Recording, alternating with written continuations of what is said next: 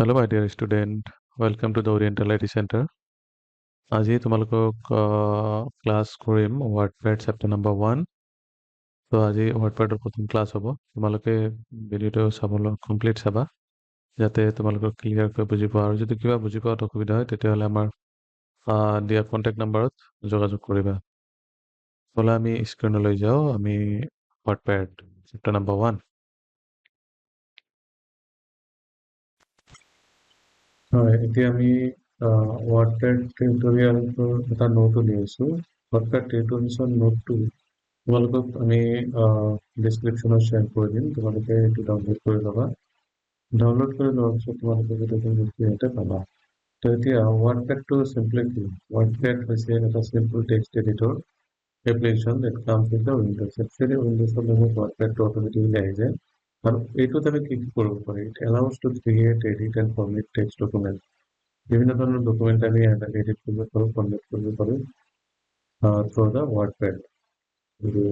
Next হ'ল আমাৰ ৱাৰ্ডপেডৰ এক্সটেনশ্যনটো কি হ'ব? যেনেকৈ আমি মাইক্ৰ'ছফ্ট পেইণ্টৰ যেনেকুৱা আমাৰ এক্সটেনশ্যন চাইছিলোঁ, চিমিলাৰলি ইয়াতে হৈছে ৱাৰ্ডপেডৰ এক্সটেনশ্যন হৈছে RTF. RTF-ৰ ফুল ফৰ্ম হৈছে rich text format. Rich text format. ইয়াৰ উপৰিও কেতিয়াবা আমি ডকুমেণ্ট বেলেগ বেলেগ ফৰ্মেটত এইটো আমি ছেভ কৰিব পাৰোঁ। যেনেকুৱা প্লেইন টেক্সট ফৰ্মেটত যদি আমি ছেভ কৰিব যাওঁ তেতিয়াহ'লে .txt হ'ব। আৰু যদি নৰ্মেল যিটো মাইক্ৰ'ছফ্ট ৱাৰ্ড ডকুমেণ্ট হয় তেতিয়াহ'লে .docx হ'ব, .docx এইটো হ'ব নৰ্মেল মাইক্ৰ'ছফ্ট ৱাৰ্ড ডকুমেণ্ট। ইয়াৰ পিছত যদি অপেন ডকুমেণ্টত আমি যাওঁ তেতিয়াহ'লে .odt হ'ব, ODT। ইয়াৰ পিছত HTML ডকুমেণ্টছ ইয়াতে লিখিবলৈ হ'লে HTML কোডিং যদি কৰোঁ তেতিয়াহ'লে .htm নাইবা .html যদি আমি ইয়াতে এক্সটেনশ্যন দিব লাগিব। ইয়াৰ পিছত আমি চাম যে কেনেকৈ আমি ৱাৰ্ডপেডটো অপেন কৰিব পাৰোঁ। ৱাৰ্ডপেড অপেন কৰাৰ চিষ্টেমটো কেনেকুৱা। তো আকৌ একবাৰ আমি চাই লওঁ। ৱাৰ্ডপেডটো হৈছে simple text editor application that comes with the উইণ্ডোজৰ লগত কেতিয়াবা উইণ্ডোজ XP বা উইণ্ডোজ 11, উইণ্ডোজ 10 যিটো আমি কৰোঁ তেতিয়াহ'লে অট'মেটিকেলি ৱাৰ্ডপেডটো আহি যায়। নেক্সট আমি চাম যে ৱাৰ্ডপেডটো কেনেকৈ অপেন কৰে। ৱাৰ্ডপেডটো একচুৱেলি অপেন কৰোঁতে আমি ষ্টাৰ্ট মেনুত দিব লাগে। ষ্টাৰ্ট মেনুত যাই আমি ৱাৰ্ডপেড পাম, তাতে ক্লিক কৰিলে ৱাৰ্ডপেড অপেন হয়। আদাৰ অপশ্যন হৈছে চাৰ্চ বাৰত যায়। আমি যদি চাৰ্চ বাৰত যাওঁ, চাৰ্চ বাৰত যায় ইয়াতে জাষ্ট টাইপ কৰিম ৱাৰ্ডপেড বুলি। ৱাৰ্ডপেড টাইপ কৰাৰ লগে লগে ৱাৰ্ডপেডটো ইয়াতে অপেন হৈ যাব। তো একবাৰ আমি খুলি দেখাই আছোঁ। ৱাৰ্ডপেডত তাতে ক্লিক কৰাৰ লগে লগে ৱাৰ্ডপেড অপেন হৈছে। ওকে, নেক্সট আমি যদি আকৌ চাৰ্চ বাৰত ক্লিক কৰোঁ, চাৰ্চ বাৰত ক্লিক কৰাৰ লগে লগে ইয়াতে আমি টাইপ কৰিব লাগিব ৱাৰ্ডপেড বুলি। ৱাৰ্ডপেড টাইপ কৰাৰ লগে লগে কিন্তু আকৌ ৱাৰ্ডপেড অপেন হ'ব। চ' তোমালোকে নিশ্চয় বুজি পাইছা যে কেনেকৈ এটা ৱাৰ্ডপেড আমি কেনেকৈ অপেন কৰোঁ আৰু অপেন কৰাৰ চিষ্টেমটো কেনেকুৱা। তোমালোকে চেম চিষ্টেমত যায় নিজৰ কম্পিউটাৰত, লেপটপত অপেন কৰি ল'বা। এতিয়া আমি এটা চেণ্টেঞ্চ ইয়াতে লিখিব বিচাৰিছোঁ, যিটো চেণ্টেঞ্চ লিখিবলৈ তোমালোকে গম পাবা যে চেণ্টেঞ্চটো লিখাৰ পিছত আমি এই চেণ্টেঞ্চটো কেনেকৈ বোল্ড, ইটালিক, আণ্ডাৰলাইন, ষ্টাইলটো দিব পাৰোঁ। বোল্ড মানে লিখাটো কেনেকৈ মোটা কৰিব পাৰোঁ বা কেনেকৈ ডাঙৰ কৰিব পাৰি সেইটো তোমালোকক দেখাম। তো এতিয়া আমি নৰ্মেলি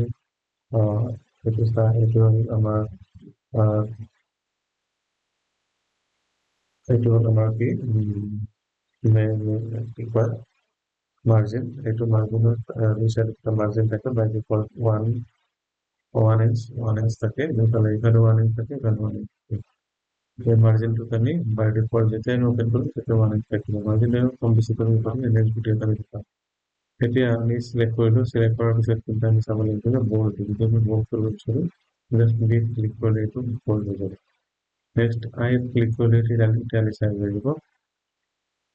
যদি আমি এইটো চাইজ চেঞ্জ কৰিব বিচাৰোঁ তেতিয়াহ'লে কিন্তু চাইজ বেলেগ চাইজ কৰিব পাৰোঁ।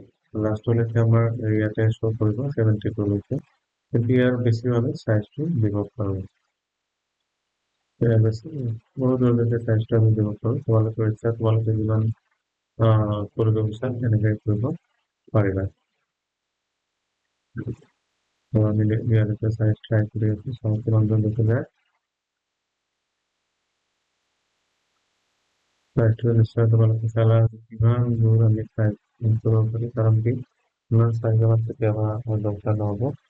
তো যদি লাগে তোমালোকে এনেকে চাইজটো বনাই ল'বা। অ'কে। হয়, একচুৱেলি চাইজটো কিন্তু লাষ্টলৈকে 1638 1638লৈকে এটা চাইজ আমি ইনক্ৰিজ কৰিব পাৰোঁ। 1638 যদি কোনোবাই প্ৰশ্ন কৰে বা কোনোবাই সোধে তেতিয়াহ'লে কিন্তু তোমালোকে ক'বা 1638লৈকে আমি চাইজটো ইনক্ৰিজ কৰিব পাৰোঁ। তাৰপিছত হ'ল ডিক্ৰিজ কৰাটো আমি ইয়াতে ক্লিক কৰিলে কিন্তু অট'মেটিকেলি ডিক্ৰিজ হ'ব। তো আমি সেই হিচাপত ডিক্ৰিজিংটো এতিয়া ইনক্ৰিজ যিমান হৈছে তাতকৈ আমি ডিক্ৰিজটো কৰি ল'ম। হৈ গ'ল।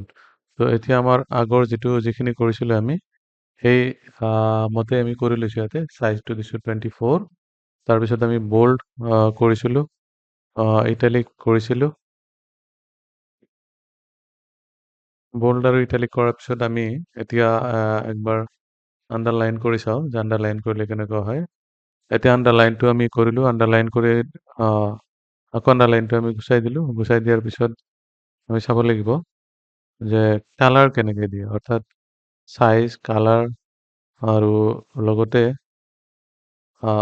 ষ্ট্ৰাইক থ্ৰ মানে যদি কোনো এটা বস্তু আমি মাজেদি কাটি দিওঁ, ধৰক যে আমি কোনোবা এটা বস্তুৰ ৰেট, যিকোনো এটা বস্তুৰ ৰেট আমাৰ 999 থাকিল, সেই ৰেটটো যদি কোনো অফাৰ প্ৰাইজত আমি তাৰ দামটো কমাই দিওঁ, তেতিয়াহ'লে আমি বস্তুটো এনেকৈ কেতিয়াবা লিখিব পাৰোঁ যে আগৰ যিটো ৰেট আছিল 999 এইটো মাজেদি কাটি দিলোঁ আৰু লগত আমি দেখালোঁ যে বৰ্তমান ৰেটটো হ'ল 450। গতিকে পুৰণা ৰেটটো আমি ইয়াতে কাটি দি নতুন ৰেটটো আমি ইয়াতে বহাই দিলোঁ। এনেকুৱা লিখিবৰ কাৰণে কিন্তু আমাৰ সচৰাচৰ ষ্ট্ৰাইক থ্ৰটো ইউজ কৰে। তেনে একচুৱেলি ইনক্ৰিজ দ্য ফণ্ট আৰু ডিক্ৰিজ দ্য ফণ্ট, আমি এতিয়া ফণ্টবিলাক এনেকৈ ইনক্ৰিজ কৰিব পাৰোঁ, এনেকৈ ডিক্ৰিজ কৰিব পাৰোঁ। ইনক্ৰিজ ফণ্ট আৰু ডিক্ৰিজক শ্ৰিংক ফণ্ট বুলি কোৱা হয়। শ্ৰিংক ফণ্ট মানে লিখাটো সৰু কৰিবৰ কাৰণে শ্ৰিংক ফণ্ট ইউজ কৰা হয়। নেক্সট আহিলে আমাৰ কালাৰ। কালাৰটো আমি যেনেকৈ ফাৰ্ষ্ট আমি চিলেক্ট কৰিব লাগিব যে কোনখিনি আমি কালাৰ কৰিম। সেই লিখাখিনি কালাৰ চিলেকশ্যন কৰাৰ পিছত আমি কালাৰটো চুজ কৰিব লাগিব। কালাৰটো চুজ কৰিলে সেই কালাৰটো হৈ যাব। বেচিকেলি আমি যেনেকৈ ইয়াতে কৰি দেখালোঁ তোমালোকক সেনেকুৱা প্ৰথমত আমি কি কৰিব লাগিব, লিখাখিনি চিলেক্ট কৰিব লাগিব। আফটাৰ চিলেক্টিং দ্য ডকুমেণ্ট টেক্সট আমি কালাৰ চুজ কৰিব লাগিব যে কোনটো কালাৰ আমাৰ ইয়াতে দিব লাগে। তো মাই ডিয়াৰ ষ্টুডেণ্ট, আজি তোমালোকে যিখিনি শিকিলা সেইখিনিৰ ওপৰত আমি এটা টাস্ক আমি তোমালোকক দিম। ইয়াতে যিটো ওলাইছে এই পেজটো তোমালোকে কেনেকৈ বনাই দেখাব লাগিব।